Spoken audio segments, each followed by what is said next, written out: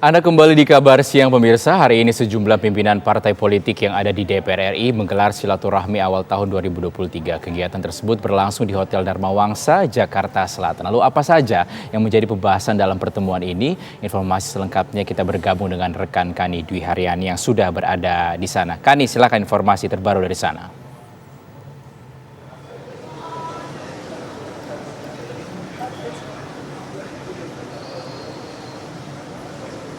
Ya, Kani, apa saja yang menjadi pembahasan dalam pertemuan hari ini?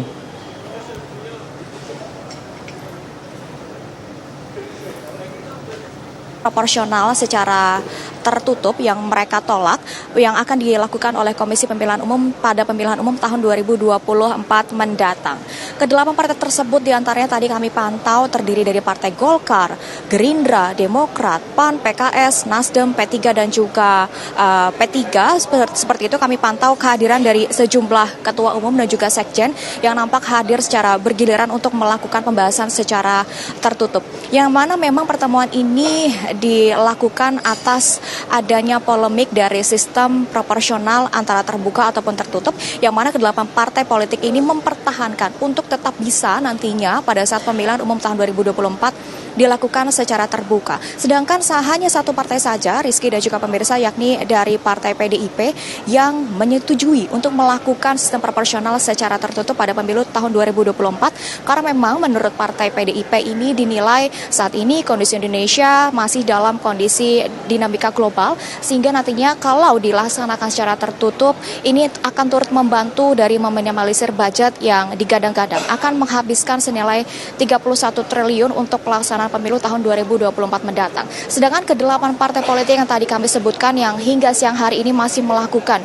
konsolidasi dan juga pertemuan secara tertutup di Hotel Dharma Wangsa Jakarta Selatan ini, mereka tetap membahas dan juga bersikukuh untuk mempertahankan dan akan melakukan nantinya gugatan ke Mahkamah Konstitusi dan juga meminta kepada Komisi Pemilihan Umum untuk tetap mempertahankan sesuai dengan mandat Undang-Undang 168 ayat 2 tahun 2017 berkaitan dengan pemilu.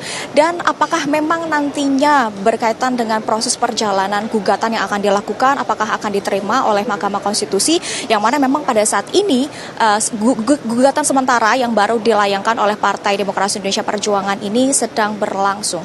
Itulah kenapa akhirnya kedelapan partai politik tersebut melakukan pertemuan pada siang hari. Tentunya kami juga masih menantikan bagaimana nantinya hasil dari pertemuan antara kedelapan partai politik berkaitan dengan sistem proporsional, apakah mereka akan menyetujui secara tertutup atau terbuka. Dan jika memang kita bisa berbicara mengenai sistem proporsional dalam pemilu tahun 2024 mendatang, jika kita berkaca kepada 5 tahun yang lalu, tahun 2019, ini memang dilaksanakan secara terbuka.